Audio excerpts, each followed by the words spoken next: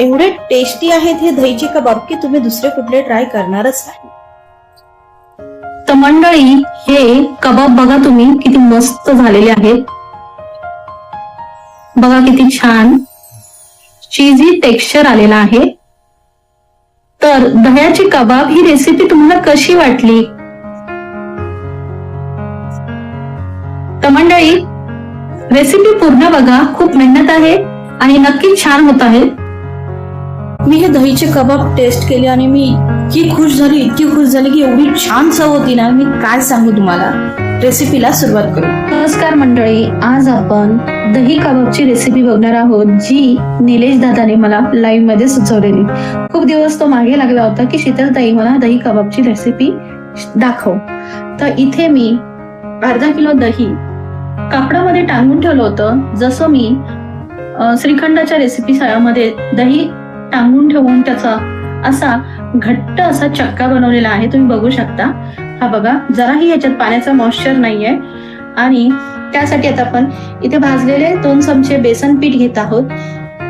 हिरवी मिरची 4 ते 5, लसणाच्या 5 ते 6 पाकळ्या आणि पनीरचा 500 ग्रामचा तुकडा. पण मी तो पूर्ण नाही घालणार आहे, नाहीतर ही रेसिपी पनीरचीच होऊन जाईल. तर मी ही फक्त दहीची करणार आहे. त्यासाठी मी पनीर फक्त हाफ घेतलेला आहे. आणि बाइंडिंग साठी मी 2 ब्रेडचा ब्रेड क्रम घेतलेला आहे, इथे बघू शकता तुम्ही. तर आपण आता लसूण आणि मिरची बारीक करून घेऊ. तुम्ही हवं तर ह्याच्यात काजूचे तुकडे आणि मनुके घालू शकता, पण माझ्या मुलाला काजूचे आणि मनुक्याचे तुकडे आवडत नाही, म्हणजे ह्याचे. तर तो म्हणे की ते नको टाकूस, नाही तर तुम्ही तेही घालू शकता. आणि आपले फक्त बेसिक मसाले लागतील. तर आपण रेसिपीला सुरुवात करूया. तर त्यासाठी आधी आपण लसूण आणि मिरची बारीक चिरून घेऊया.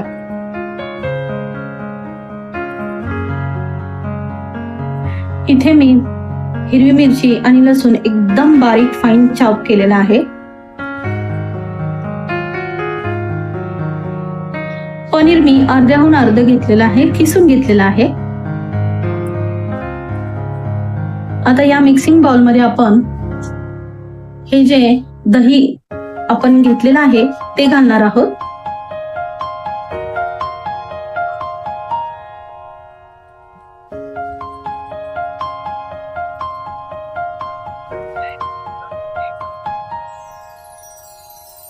त्यानंतर हे पनीर घालून घेणार आहोत.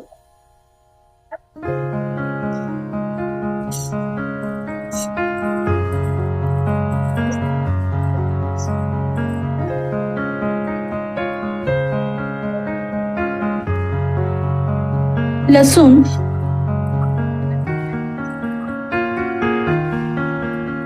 मिरची,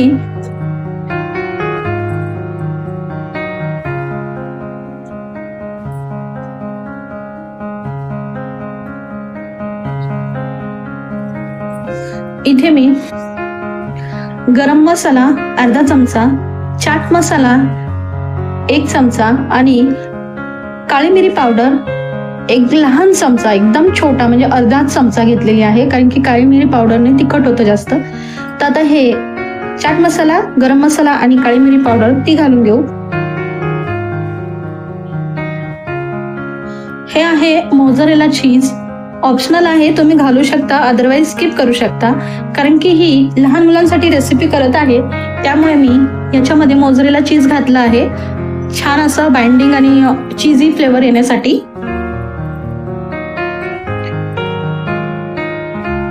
तर आता इथे मी हे बेसनचं पीठ आहे, हे 2 चमचे बेसनचं पीठ आहे, हे मी भाजून घेतलेलं आहे. आधी आपण ह्याचं बाइंडिंग करण्यासाठी आधी हे घालणार आहोत, पण आधी आपण हे मिक्स करूया आणि मग लागेल तितकं आपण बेसनचं पीठ घालणार आहोत. चवीनुसार मीठ घालून घेऊया. आधी चवीनुसार मीठ घालणार आहोत, पण चीज मध्ये ऑलरेडी थोडंसं सॉल्टेड असतं, तर आपण त्याच हिशेबाने मीठ घालून घेणार आहोत.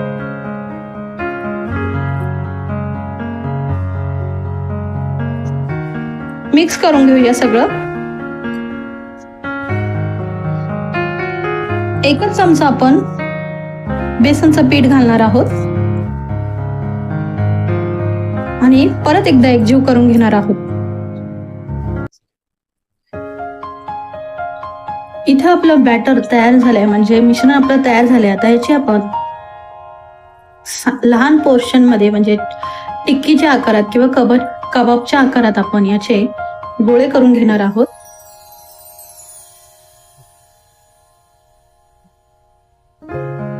अशा पद्धतीने मी सर्व कबाब करून घेते आहे. आता हे कबाब आपण अगदी सुके आहेत बरं, पण ना याच्यामध्ये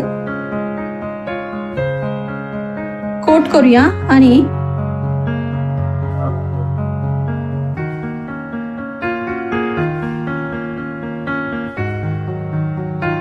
प्लेटमध्ये ठेवूया. सर्व कबाब अशाच पद्धतीने मी करून घेते.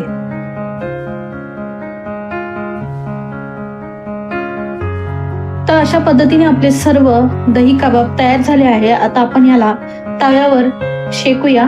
आणि आता आपण गॅसवरती पॅन ठेवलाय, तेल घातलाय. आता आपण तव्यावरती घालूया.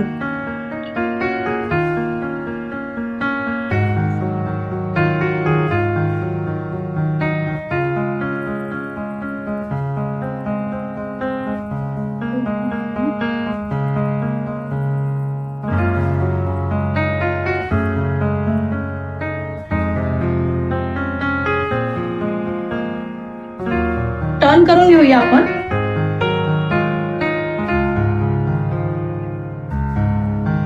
तर बघू शकता किती मस्त ब्राऊन झालेले आहेत.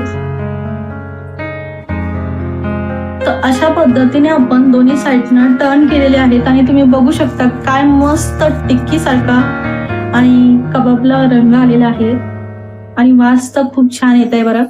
हे असे कबाब नक्की बघा करून तुम्ही सुद्धा. छान असे आपले खरपूस भाजलेले आहेत. आता हे आपण काढून घेऊया. खरं तर ही रेसिपी मला माझ्या लाईव्ह मध्ये निलेश दादांनी सुचवली होती, पण ही रेसिपी लाईव्ह मधनं चोरी झाली एका मोठ्या क्रिएटर्सने. आणि ही रेसिपी मी चॅनलवर दाखवायच्या आधीच त्यांनी लाईव्ह मधनं चोरलेली ही रेसिपी त्यांच्या चॅनलवर दाखवली. म्हणजे तुम्ही बघू शकता आम्हा छोट्या क्रिएटर्सची रेसिपी अगदी लाईव्ह मधनं सुद्धा चोरीला जाते. चॅनलवरनं तर जातेच जाते, पण लाईव्ह मध्ये येऊन ऐकून त्यांच्या मोठ्या चॅनलवरती रेसिपी दाखवली जाते. आणि तुम्हाला वाटतं वा, मोठे क्रिएटर्सने काय त्यांच्याकडे भन्नाट आयडिया आहेत.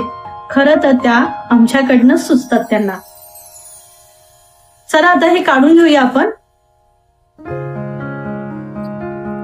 तर मंडळी, हे कबाब बघा तुम्ही किती मस्त झालेले आहेत. बघा किती छान चीजी टेक्स्चर आलेला आहे. तर दह्याची कबाब ही रेसिपी तुम्हाला कशी वाटली? तर मंडळी, रेसिपी पूर्ण बघा. खूप मेहनत आहे आणि नक्की छान होत आहे. तर धन्यवाद मंडळी.